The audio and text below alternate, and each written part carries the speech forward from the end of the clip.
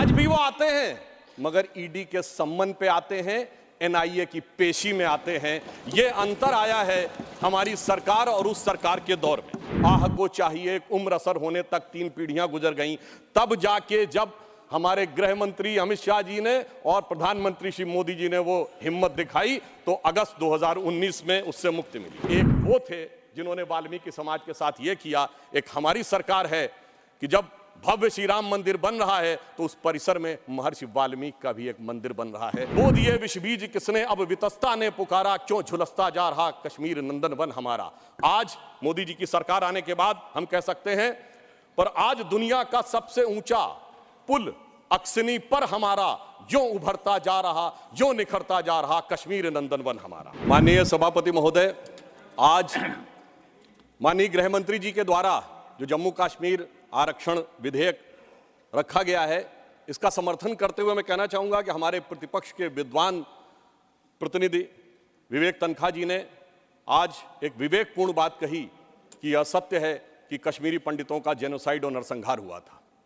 परंतु ये कहते हुए मुझे कष्ट भी होता है कि एक दौर था जब उस नरसंहार के आरोपी और समर्थक दिल्ली में आते थे तो रेड कार्पेट वेलकम के साथ आते थे, जलवाए जलाल से दिल्ली की सरजमी पर जलवा अफरोज होते। और सभापति महोदय, आज भी वो आते हैं, मगर ईडी के सम्मन पे आते हैं, एनआईए की पेशी में आते हैं। ये अंतर आया है हमारी सरकार और उस सरकार के दौर में। जम्मू कश्मीर के सामने स्वतंत्रता के बाद से अगर मैं कहूं तो एक मिश्रित भावना आती है, क्योंकि हम कहते हैं कि भारत दुनिया का सबसे प्राचीनतम राष्ट्र है, मोस्ट एंशिएंट सिविलाइजेशन है, लिविंग सिविलाइजेशन। उत्तर से दक्षिण तक सारे राज्यों के नाम बदल गए, एक ही राज्य है जिसका प्राचीन काल में जो नाम था, नीलमत पुराण में यदि कश्मीर था तो आज भी कश्मीर है। परंतु दुख की बात यह है कि स्वतंत्रता के 75 वर्ष बाद, मतलब 2019 से पहले तक वो समाधान ही नहीं हो पाया था। समाधान के लिए इतना लंबा समय लगाना पड़ा। वो ट्रांजिएंट एंड टेम्परेरी फेज के लिए आह को चाहिए एक उम्र असर होने तक 3 पीढ़ियां गुजर गईं, तब जाके जब हमारे गृह मंत्री अमित शाह जी ने और प्रधानमंत्री श्री मोदी जी ने वो हिम्मत दिखाई, तो अगस्त 2019 में उससे मुक्ति मिली। 3 प्रकार की समस्याएं कश्मीर के पास रही थी, जिसे हम 3D कह सकते हैं। डिलिमिटेशन थी, डोमिसाइल थी एंड डेवलपमेंट थी। हमारी सरकार ने 2019 के बाद तीनों के बारे में समग्र रूप से विचार करना शुरू किया, और जैसा कि इस विधेयक में है कि आरक्षण से वंचित वर्गों को समुचित, न्यायपूर्ण, न्याय संगत आरक्षण की व्यवस्था सुनिश्चित कराई गई। पुनर्गठन को न्याय संगत बनाकर संतुलित विकास का मार्ग प्रशस्त किया जा रहा है। विस्थापितों के लिए बहाली और विकास के नए अवसर उपलब्ध कराए जा रहे हैं। 2019 के विधेयक के द्वारा जम्मू कश्मीर विधानसभा में 83 सीटें थी, उन्हें बढ़ाकर 90 किया गया, जिसमें 6 शेड्यूल कास्ट के लिए आरक्षित थी, परंतु शेड्यूल ट्राइब्स के लिए नहीं थी। इसमें पहली बार 9 सीटें अनुसूचित जनजाति के लिए आरक्षण की गई हैं। और अब जम्मू में पहले 37 सीटें होती थी, अब 43 होंगी, और कश्मीर में इससे पहले 46 और थी, अब 47 होंगी। पाकिस्तान ऑक्यूपाइड कश्मीर की यथावत रहेंगी। नामित सदस्य पहले 2 थे, अब 5 होंगे, जिनमें कि 1 महिला और 1 पाकिस्तान अधिकृत कश्मीर से भी होगा। अतः हम कह सकते हैं कि हम अब व्यवस्था को न्याय संगत और युक्तपूर्ण प्रतिनिधित्व की तरफ ले जा रहे हैं। परंतु सभापति महोदय, जो गृह मंत्री जी ने आरक्षण का विषय रखा है, जब ये बात हम करते हैं तो हमारे हृदय में एक अलग वेदना उत्पन्न होती है, क्योंकि पहली बार अब जाके 2019 के बाद वाल्मीकि समाज को अपना वह समुचित स्थान मिला है। दुख की बात है कि स्वतंत्रता के बाद इस देश में एक ऐसी व्यवस्था थी जहां जन्म से यह तय था कि जिस व्यक्ति ने जो व्यवसाय किया है, यदि वह सफाई कर्मचारी थे तो उनके बेटे बेटी सफाई कर्मचारी ही रहेंगे, चाहे वो पीएचडी क्यों न कर लें। सोचिए, ऐसी अन्यायपूर्ण व्यवस्था स्वतंत्र भारत में चलती रही और उससे मुक्ति का मार्ग अब जाकर प्रशस्त हुआ है। एक वो थे जिन्होंने वाल्मीकि समाज के साथ ये किया। एक हमारी सरकार है कि जब भव्य श्री राम मंदिर बन रहा है तो उस परिसर में महर्षि वाल्मीकि का भी एक मंदिर बन रहा है। ये हमारी सोच और उनकी सोच में यह अंतर है। विकास की नई ऊंचाइयों की तरफ जम्मू कश्मीर आज बढ़ता हुआ नजर आ रहा है। आज 70% आतंकवाद की घटनाओं में कमी आई है। 9 साल पहले सिविलियन जो कैजुअलिटीज थी उनमें 72% की कमी आई है। सुरक्षा बलों में 60% की कमी आई है। 2010 में जो पत्थरबाजी की घटनाएं थी 2654 होती थी, अब 2023 में कोई नहीं होती। 2010 में 112 लोग पत्थरबाजी की घटनाओं में नागरिक मारे गए थे, 2023 में एक भी नहीं है। 2010 में 6,235 सिक्योरिटी पर्सनल इंजर्ड हुए थे, 2023 में एक भी नहीं है। और 2010 में 132 ऑर्गेनाइज स्ट्राइक हुई थी, 2023 में कोई भी नहीं है। 2010 में 70 घटनाएं हुई थी सीज फायर वायलेशन की, 2023 में 2 हुई हैं। और इस प्रकार हम ये कह सकते हैं कि कश्मीर के अंदर एक भारी बदलाव और एक सकारात्मक दिशा में दिखाई पड़ रहा है। और इसके लिए विकास के नए मार्ग के ऊपर कश्मीर इस प्रकार से प्रशस्त होता हुआ जा रहा है कि धारा 370 के हटने के बाद जो कश्मीर का डोमेस्टिक प्रोडक्ट था, जीएसडीपी था, जो 1 लाख करोड़ रुपए था, वो 5 साल में बढ़कर 2,27,000 करोड़ रुपए से अधिक हो गया है। सरकार ने कई लार्ज रिक्रूटमेंट ड्राइव स्टार्ट किए हैं, जिसमें 29,813 लोग अब तक रिक्रूट किए जा चुके हैं और एडिशनल 5,523 वैकेंसीज क्रिएट की गई हैं।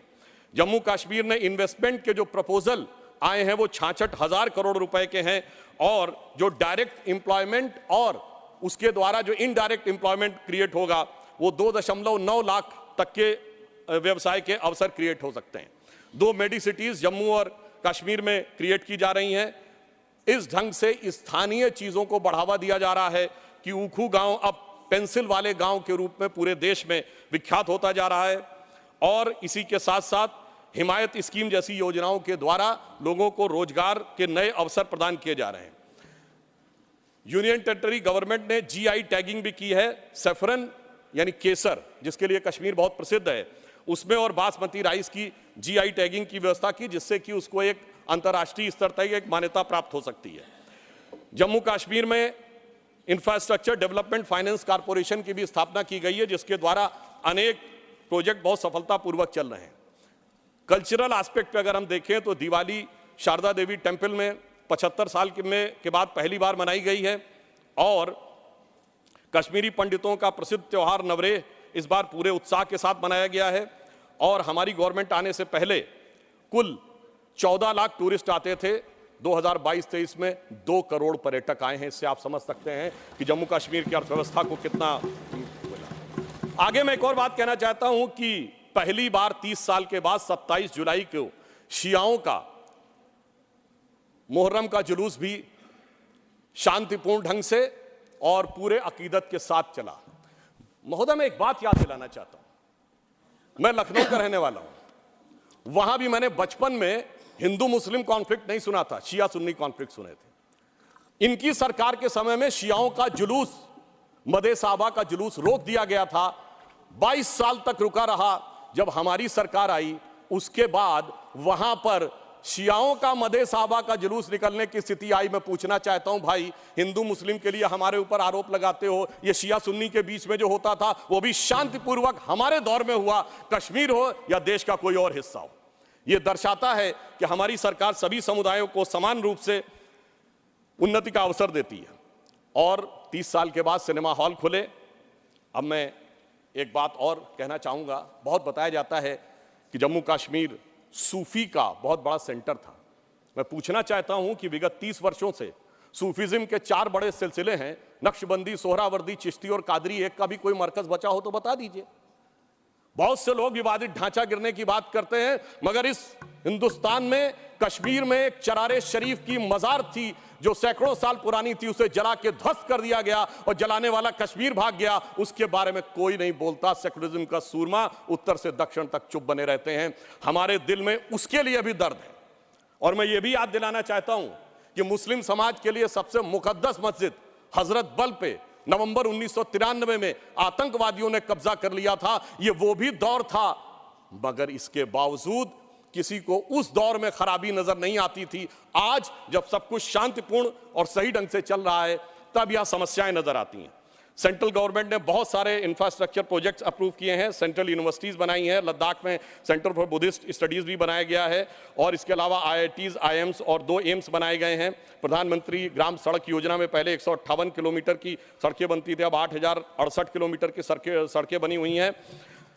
परंतु इसी के साथ साथ मैं ये भी कहना चाहता हूं कि मोदी सरकार के शासनकाल में आने के बाद अब मॉर्टेलिटी रेट जो 22 पे था वो अब 14.3 पे आ गया है।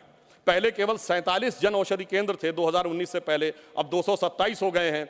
और सबसे बड़ी बात यह है कि आज दुनिया का सबसे ऊंचा पुल जो 1315 मीटर का है वो आज चिनाब नदी के तट के ऊपर बना हुआ है। यह दर्शाता है कि कश्मीर किस नई ऊंचाई की तरफ जा रहा है। महोदय, मैं याद दिलाना चाहता हूं, हमारे बचपन में जिस जमाने में कश्मीर में आतंकवाद फैला था तो हम लोग कहते थे झेलम नदी का प्राचीन वैदिक नाम है वितस्ता और चिनाब का है अक्सिनी।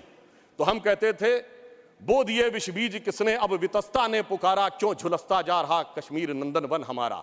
आज मोदी जी की सरकार आने के बाद हम कह सकते हैं, पर आज दुनिया का सबसे ऊंचा पुल अक्सिनी पर हमारा जो उभरता जा रहा, जो निखरता जा रहा कश्मीर नंदन वन हमारा।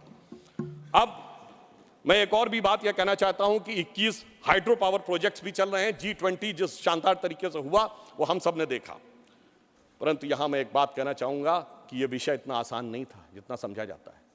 जिस समय आतंकवाद शुरू हुआ था, जस्टिस नीलकंठ गंजू की हत्या उस समय हुई जब श्री राजीव गांधी जी के नेतृत्व में भारत के इतिहास की सबसे मजबूत सरकार थी। वो तो लोगों को याद होगा, मुझे याद है मान्यवर, बचपन में बहुत से लोगों को नहीं याद होगा। वर्ल्ड कप 1983 का जीतने के बाद इंडिया का पहला वनडे इंटरनेशनल कहां हुआ था?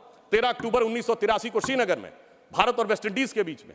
और वहां पर भारतीय टीम के खिलाफ नारे, चलिए वो तो अलग है, पाकिस्तान जिंदाबाद के नारे, भारतीय टीम के लोगों के ऊपर चीजें फेंकी गई, पिच खोद दी गई। उस समय तो सर्वकालीन शक्तिशाली प्रधानमंत्री जिन्हें विपक्ष मानता है श्रीमती इंदिरा गांधी जी का शासन था, परंतु उसके बाद ऐसा दौर भी आया कि वो सब लोग आरोप से छूट गए। कल माननीय गृह मंत्री जी ने जब लोकसभा में कहा था, कुछ गलतियों के बारे में कहा था, तो वहां पर नेता प्रतिपक्ष ने कहा था कि साहब गलतियां अगर हैं तो इस बारे में चर्चा कर ली जाए। तो मैं सिर्फ ये बताना चाहता हूं कि अगर गलतियों की बात होगी तो बहुत सी ऐसी गलतियां हैं जिन्हें विशेष रूप से ध्यान रखने की आज आवश्यकता है। मैं सिर्फ एक दो तीन तथ्य लोगों के सामने रखना चाहता हूं।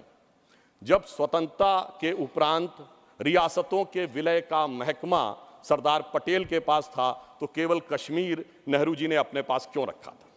नंबर 2, 1946 में महाराजा हरि सिंह जी के विरुद्ध विद्रोह के आरोप में जब शेख अब्दुल्ला जेल में बंद थे तो पंडित नेहरू स्वयं उनको छुड़ाने के लिए कश्मीर गए और वो भी गिरफ्तार हो गए।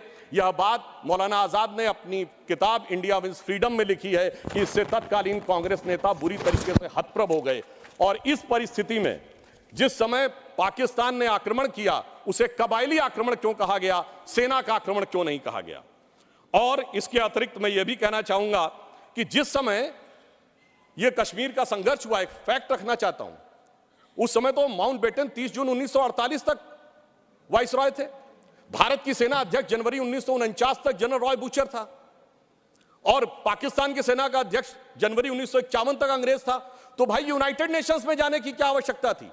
गृह मंत्री जी ने बिल्कुल सही बात कही कि भाई उनको 1 साल तक माउंटबेटन को इसलिए रोका गया था कि बचे हुए कुछ मामले रिजॉल्व करने हैं। तो भाई मैं पूछना चाहता हूं कि उनको क्या मेहमान नवाजी के लिए रखा गया था? जब यहां थे, दोनों तरफ के सेना अध्यक्ष भी अंग्रेज थे, तो यूनाइटेड नेशंस क्यों गए? इसलिए मैं कह सकता हूं एक गलती नहीं, भयंकर गलती थी जिसका खामियाजा आज तक सरकार को भुगतना पड़ रहा है। और फिर इतना ही नहीं, करेस्पॉन्डेंट ऑफ सरदार पटेल से बहुत स्पष्ट है कि वहां लिखा जा रहा था कि residual powers will be vested in the interim government of Jammu and Kashmir, जिसको सरदार पटेल के इंसिस्टेंस के ऊपर यूनियन गवर्नमेंट कर दिया गया। अगर रेजिडुअल पावर्स उनके पास वेस्टेड होती तो आप समझ सकते हैं कि आज कितनी बड़ी चुनौती का सामना करना पड़ता। और ये correspondence of Sardar Patel 1945 to 50 के खंड 1 में जो वी शंकर उनके सेक्रेटरी थे, उन्होंने इस बात को लिखा है।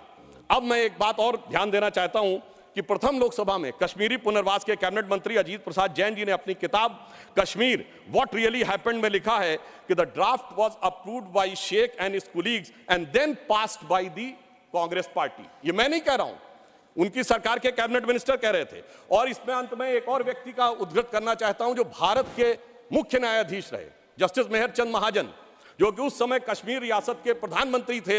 उन्होंने आकर कहा कि 24 अक्टूबर 1947 को वो पत्र लेकर आ गए थे, परंतु उसके बावजूद 2 दिन तक सिर्फ इसलिए मामला अटका रहा। ये मैं नहीं कह रहा हूं, जस्टिस महाजन ने अपनी किताब लुकिंग बैक में लिखा है, क्योंकि नेहरू जी की यह शर्त थी कि शेख अब्दुल्ला का पहले स्थान तय हो जाए नई सत्ता में, इसके उपरांत ही कश्मीर के विलय का प्रस्ताव होगा। वो सारी बातें आपको पता होगी कि जब उस समय उन्होंने कहा था कि हम जाकर कराची चले जाएंगे यदि हिंदुओं की रक्षा की गारंटी श्रीनगर में फंसे हुए लोगों की ली जाए।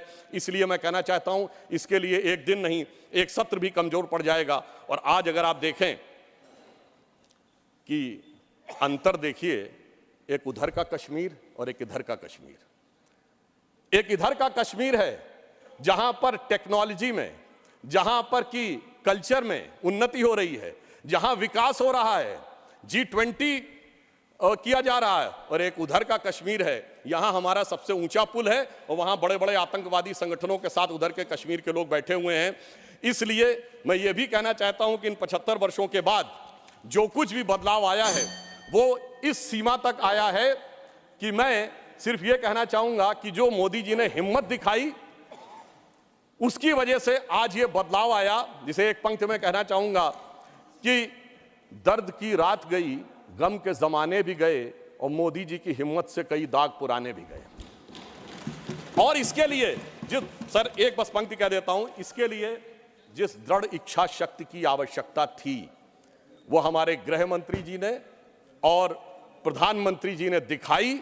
मैं कहना चाहूंगा कि आप सब लोग दलगत भावना से ऊपर उठकर उसका समर्थन करिए, क्योंकि सर्दी का मौसम आ गया है और इस समय बर्फीली हवाएं वहां चलती हैं। तो यह पंक्ति कहकर समाप्त करना चाहता हूं, न जो बर्फ की आंधियों से लड़े हैं, कभी पग न उनके शिखर पर पड़े हैं, जिन्हें लक्ष्य से कम अधिक प्यार खुद से, वही जी चुरा कर तरसते खड़े हैं। अगर बढ़ सको तो पखेरु बनो तुम, प्रवरता तुम्हारे चरण चूम लेगी, न हो साथ कोई अकेले बढ़ो तुम, सफलता तुम्हारे चरण चूम लेगी।